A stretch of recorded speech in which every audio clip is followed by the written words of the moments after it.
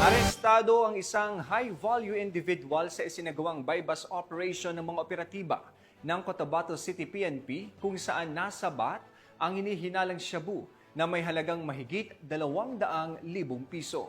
Patrolwoman Maria Senora Agbuya sa report.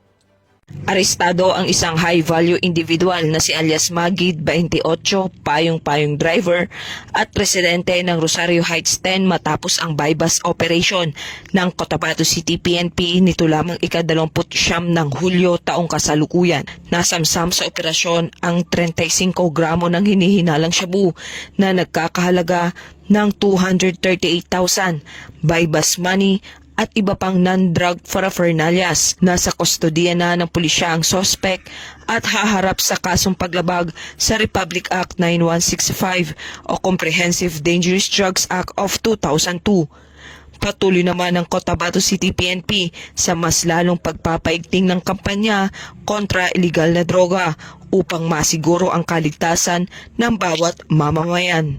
Mula rito sa rehiyon ng Bangsamoro, ako ang inyong Police News Network Correspondent, Patrolwoman Maria Senora Agbuya, alagad ng batas, tagataguyod ng Balitang Pulis.